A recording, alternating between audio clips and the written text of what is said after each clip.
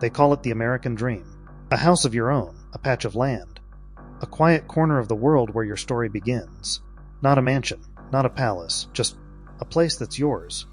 But what if that dream is slowly slipping away? Not just from the poor, but from the middle class, the young professionals, the very people who fuel the economy. Teachers, nurses, factory workers, delivery drivers. People who work hard, yet still can't afford a place to live. What if, in a land of towering skylines, sprawling suburbs, and endless land, the simple dream of owning a home is now out of reach? In 2025, America is facing a silent crisis. Wages are stuck, home prices have doubled, rent is rising faster than inflation, and mortgage rates at a 30-year high. Homeownership isn't just difficult, it feels impossible. And the numbers prove it. 50 years ago, in 1975, the median home price in the U.S. was around $38,100, while the average household income was $13,720. A home cost roughly 2.8 times what a typical family earned. Compare that to 2025, when the median home is projected to reach $420,800, while average income lingers below $76,000, nearly 6 times. This isn't natural inflation. It's engineered inequality. The dream didn't just drift out of reach. It was priced out, decade by decade, decision by decision, until it became a privilege instead of a right. So the question is no longer, why can't people afford homes? The real question is, why is it that one of the richest countries in the world is pricing out its own people? Why does it feel like the dream is being reserved, not for the hardworking, but for the wealthy, the investors, the corporations? Maybe the American dream was never broken. Maybe it's working exactly as intended, to exclude, to divide, to sell the dream to the highest bidder while telling the rest of us to keep chasing it.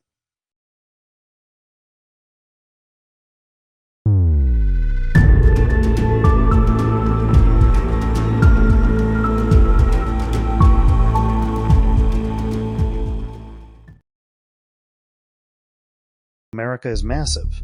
Towering mountains kiss the clouds, highways stretch endlessly across the horizon, and vast deserts, forests, and farmlands unfold like an unending canvas. With over 3.8 million square miles of land, it stands as one of the largest nations on Earth. Naturally, one would assume there's more than enough room for every citizen to own a home. More than 50% of all U.S. land is locked away. Some of it is protected by the federal government, set aside as national parks, military zones, or wilderness preserves. A massive portion is designated for agriculture and ranching, feeding the nation and the world. But an increasingly significant share is owned by private billionaires, land investment trusts, and corporate entities who accumulate property not to live on, but to profit from. And what about the land used for residential housing? Shockingly, only 3.6% of the entire U.S. landmass is allocated for homes. Not 30%, not 13%, just 3.6%. And even within that sliver, the availability of land for affordable housing is vanishingly small. It's like searching for a drop of ink in the ocean. Zoom into America's largest cities, New York, Los Angeles, San Francisco, where the jobs are, where the people want to live. But instead of building, local policies are designed to block. Zoning codes ban multifamily units or small starter homes. Historic preservation laws protect old neighborhoods but quietly push out newcomers. Minimum lot sizes require oversized properties that only the wealthy can afford. And then there's the invisible wall of NIMBYism, not in my backyard. A polite legislative way of saying, we don't want those people near us. And you'll find the fear of declining property values, of changing demographics, of losing control over who gets to live here. So yes, the land exists, but for most Americans it may as well not. It's fenced off, buried in regulation, or priced into oblivion.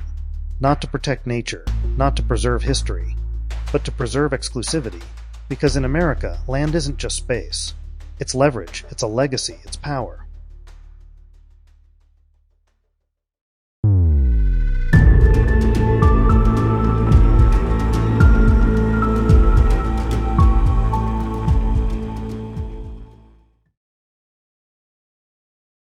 The The American promise was once simple: work hard and you'll earn your place in the world. But that contract has been quietly shredded. In 2025, the federal minimum wage remains frozen at $7.25 per hour, unchanged since 2009, while the cost of everything from groceries to hospital bills has skyrocketed. A full-time worker earning this wage brings home just $15,000 a year, not even enough to cover annual property taxes on a modest home in most cities.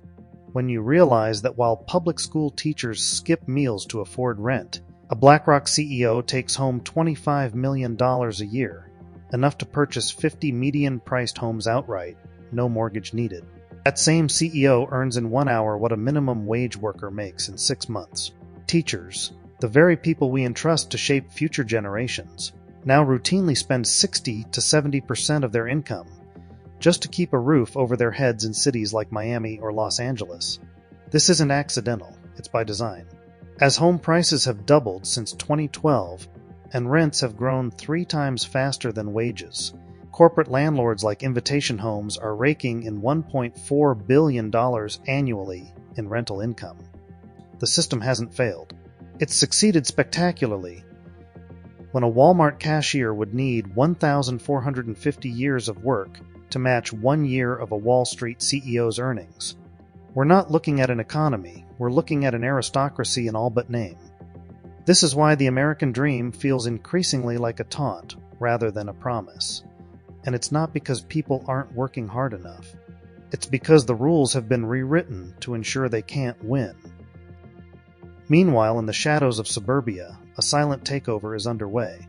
Homes, once symbols of family, community, and stability, are being swallowed whole by Wall Street.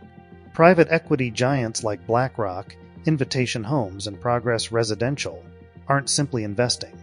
They are accumulating, buying thousands of single-family homes. In 2025, corporations in the U.S. own approximately 10% of single-family homes. They move faster than any family can. Cash offers, no inspections, higher bids. The rules of the housing market were redesigned to favor them, to lock out ordinary Americans before they even had a chance to knock on the door. But the takeover doesn't stop at buying. It transforms the very purpose of homes, from places to live, to machines designed to extract rent forever. And even for those few who manage to save and survive this new battleground, builders now chase luxury profits, constructing oversized houses with oversized price tags. Affordable, smaller homes, once the backbone of middle-class dreams, are missing from the landscape. It's not just about what's unaffordable. It's about what's unavailable.